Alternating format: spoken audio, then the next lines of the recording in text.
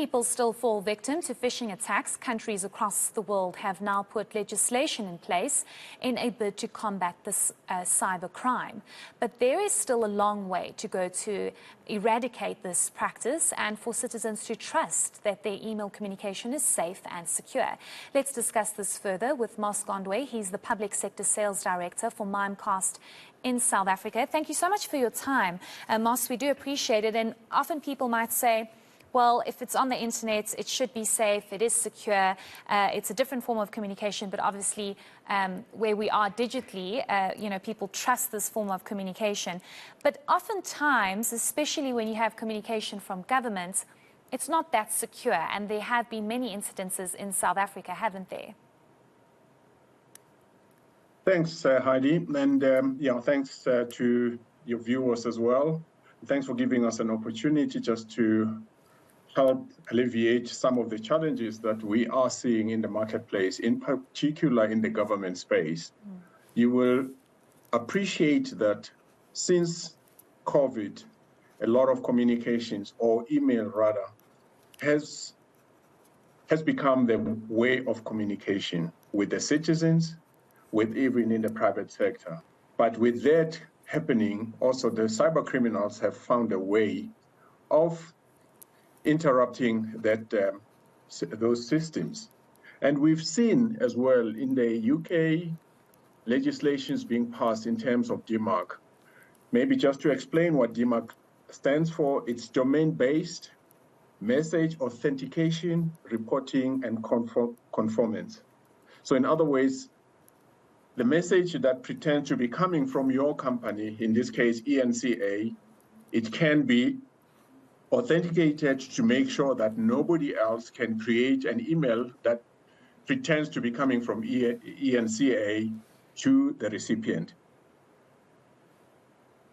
Okay, let's just speak about the risk, though, especially when it comes to government institutions. So you have a situation where oftentimes you'll see government issuing out notices to say this email going around, this notice going around is fake, it's not true, it's not official from the government departments. Why are government institutions at such a big risk? What is the issue around that? Look, South Africa, we have a lot, we pay the biggest social grants to people, and there's a lot of communications that has to take place. And also, if those departments are not protected, the citizen can lose trust in those government departments. We've got a huge social grant, and we are now going to be entering into the filing season at SARS. So you can imagine all of us, as citizens, you expect some communication coming from SARS. But if you're not sure that communication coming from SARS is indeed from SARS, you're not going to open that email. And as a result, or there will be people pretending to be from SARS sending you the email. So if we're not educated enough, or government have not taken enough steps to make sure that all the emails that come from SARS or eNCA in this case have been checked through, that nobody else can pretend to be sending an email from government department to the citizens, we can't stop this surge growing, because it is growing phenomenally high. Certainly, and perhaps this can lead to the next question about whether or not you think South African organizations are actually implementing the right security measures. Are we doing enough? So it's one thing to have this legislation, if any, is in place, but are these organizations actually doing enough when it comes to security measures? We're seeing an uptake on the DMARC side of things, but there's still a long way to go. That's the first thing.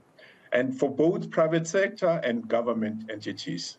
But also, look, awareness training plays a major role as well, because if people understand and they're aware, they won't be clicking onto attachments that they don't know where they're coming from, or emails that look suspicious. They won't be opening those ones as well.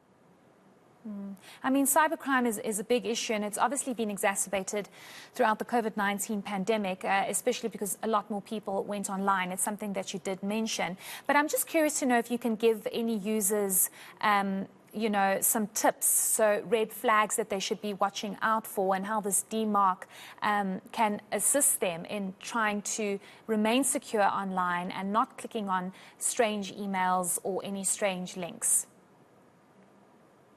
I think it starts with the IT departments as well to say, look, any emails that come out of a domain needs to be checked out that indeed it comes from from that domain.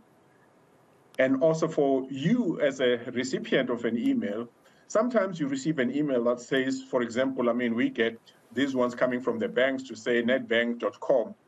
And when you're operating in South Africa, normally the first thing to look at, it will be a netbank, sometimes with a .co.za, but sometimes a netbank, it's spelled incorrectly. The same thing with government entities as well. It could say SARS, and then some of them could say South African Reserve Services, whereas SARS stands for South African Reserve Service, South African Revenue Service, not services. Certainly. I think that also it's not usual for you to get an email from your bank. You know, your bank would try and call you or find other ways to communicate with you. Just very lastly, Mas, if you can, and briefly, speak to us about what other, or rather what the public sector can do in order to protect their domains, especially because you have the public engaging with these public organizations and public websites. I think the first thing is, yes, everybody uses email, and the biggest email provider, it's Microsoft. And they do provide some security as well on their layers. I'll use an example, Heidi, to say for organizations and public sector entities, you need a third layer of security. Let's use this example as well. We all pay taxes for the police to protect us. But if you look into our street, a lot of our streets have been cordoned off by the communities, and we subscribed to the likes of ADTs to provide an extra layer of security.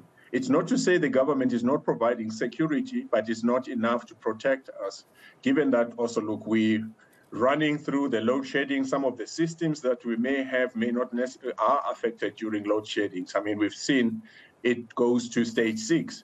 So you can imagine also, look, the risk that people are exposed to. But also, look, you know, it doesn't end up with DMARC only.